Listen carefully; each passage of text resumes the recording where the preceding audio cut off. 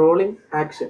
രാഹുൽ മാങ്കൂട്ടത്തിൽ രാജിവെക്കണം, MLA സ്ഥാനം രാജിവെക്കണം, കേരളത്തിൻ്റെ പൊതുസമൂഹത്തോട് മാപ്പ് പറയണം, എന്നിട്ട് നിയമത്തിന് കീഴടങ്ങണം. 3 കാര്യം പുള്ളി ചെയ്യണം. ഒന്നുകിൽ കോടതിയിൽ അല്ലെങ്കിൽ സ്റ്റേഷനിൽ അദ്ദേഹം കീഴടങ്ങണം. 2, അദ്ദേഹം പൊതുസമൂഹത്തോട് മാപ്പ് പറയണം, പാർട്ടിയോട് അദ്ദേഹത്തിനോട് സോറി പറഞ്ഞാൽ മതിയല്ലോ. 3, അദ്ദേഹം MLA സ്ഥാനം രാജിവെക്കണം.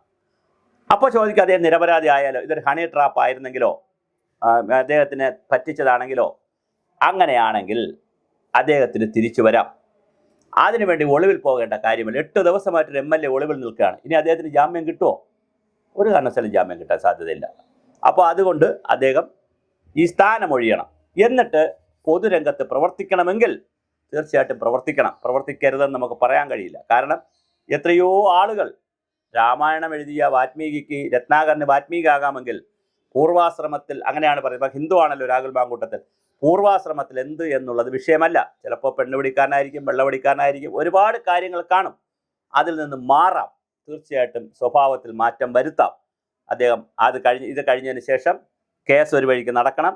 വിവാഹം കഴിക്കുക, അത് വളരെ പ്രധാനമാണ്. താങ്കളുടെ ഒരു പ്രശ്നം വിവാഹമാണ്. സെക്സ് സർജറി പ്രശ്നമുണ്ട് താങ്കൾക്ക്. അതുകൊണ്ട് വിവാഹം കഴിക്കുക. വിവാഹവും കഴിച്ച്, ഇത് ഉപദേശമൊന്നുമില്ല, നമ്മൾ ആരുമല്ല താങ്കൾ ഉപദേശിക്കാൻ. പക്ഷേ ചില പൊതുരംഗത്ത് നിൽക്കുന്നവരോട് സജഷൻസ് വെക്കാമല്ലോ, നിർദ്ദേശങ്ങൾ വെക്കാമല്ലോ.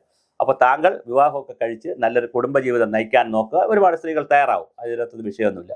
ഇനി ഈ സ്ത്രീ തന്നെ ചിലപ്പോൾ ഈ അതിജീവിത തന്നെ ഡൈവോഴ്സ് ചെയ്തെന്ന് പറയുന്നെങ്കിൽ അവർ തന്നെ തയ്യാറാവുമെന്ന് അറിയില്ല. അതെനിക്കറിയില്ല. അത് ആരെന്ന്, പിന്നെ 23 വയസ്സായ പെൺകുട്ടി കിടക്കുന്നു, വേറെ ഒരുപാട് പെൺകുട്ടികളുടെ കാര്യം കിടക്കുന്നു, അതൊന്നും എനിക്കറിയില്ല ആരെന്ന്. പക്ഷേ വിവാഹം കഴിക്കുക, കുടുംബജീവിതം ഒരു വശത്ത് നയിക്കുക, മറുവശത്ത് പൊതുപ്രവർത്തനം ഒന്നേന്ന് തുടങ്ങുക.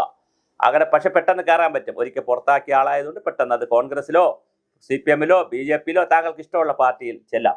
പക്ഷെ എന്തായാലും ഒരു കാര്യം ഉറപ്പാണ്, താങ്കൾ ഇപ്പോൾ രാജിവെക്കണം. ആ പൊസിഷനിൽ ഇരുന്നു കൊണ്ട് താങ്കൾ കേസ് പറയുന്നത് ശരിയല്ല. MLA-യുടെ പ്രിവിലേജ് താങ്കൾ എടുക്കരുത്. കാരണം താങ്കളെക്കുറിച്ച് 1 അല്ല 2 അല്ല 3 അല്ല പല ആളുകളാണ് ഇപ്പോൾ പരാതി പറഞ്ഞിരിക്കുന്നത്. ഇത്രയും അധികം സ്ത്രീ, അല്ല ഒരു സ്ത്രീയോട് താല്പര്യം തോന്നി, അതൊരു ട്രാപ്പിൽ, ചിലപ്പോൾ സ്ത്രീ ട്രാപ്പ് ചെയ്തു, ഹണി ട്രാപ്പായിരുന്നു, അല്ലെങ്കിൽ ഏതെങ്കിലും തരത്തിൽ ട്രാപ്പായിരുന്നു, അല്ലെങ്കിൽ ഇയാൾ അങ്ങോട്ട് ട്രാപ്പ് ചെയ്തു, ലവ് ട്രാപ്പായിരുന്നു, അങ്ങോട്ടും ഇങ്ങോട്ടും, അതൊക്കെ ഒരെണ്ണമൊക്കെ സംഭവിച്ചു. ഇത് പല സ്ത്രീകൾ പരാതിയായിട്ട് വരുമ്പോൾ, വരാതിരുന്നാൽ താങ്കൾക്ക് എത്ര സ്ത്രീകളുമായിട്ടും ബന്ധപ്പെടാം, ആരോടെയും പോകാം. അതൊന്നും ആരും ഇവിടെ ചോദ്യം ചെയ്യുന്നില്ല. രഹസ്യമായിട്ടാണെങ്കിൽ പരസ്യമായാൽ മാത്രമേ പിടിക്കത്തുള്ളൂ മറ്റുള്ളവർ. ആ പിടിക്കാത്തിടത്തോളം കാലം അത് അനാശാസ്യം ഇപ്പോൾ ഒരു വിഷയമല്ല. അനാശാസ്യം എന്ന് പോലും പറയുന്നത് ശരിയല്ല. അങ്ങോട്ട് വാക്ക് പോലും ഇപ്പോൾ കോടതിയിലില്ല.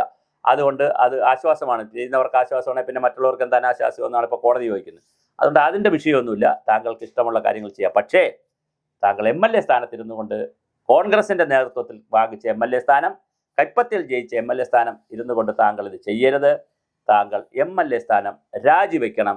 അതിനിപ്പോൾ താങ്കൾ ഇപ്പോൾ രാജിവെച്ചാലും പാലക്കാട് തിരഞ്ഞെടുപ്പ് വരാൻ ഒരു സാധ്യതയില്ല. താങ്കൾ 6 മാസം ഇല്ലല്ലോ തിരഞ്ഞെടുപ്പിന്. അതുകൊണ്ട് താങ്കൾ രാജിവെക്കണം. അതൊരു ധാർമ്മികതയുടെ പ്രശ്നമാണ്. അതുകൊണ്ട് രാഹുൽ മാങ്കൂട്ടത്തിൽ ഒഴിയുക. പക്ഷേ താങ്കൾ നശിച്ചു പോകണം എന്ന് നമ്മൾ പറയുന്നില്ല. തിരുത്തുക, തിരിച്ചു വരിക.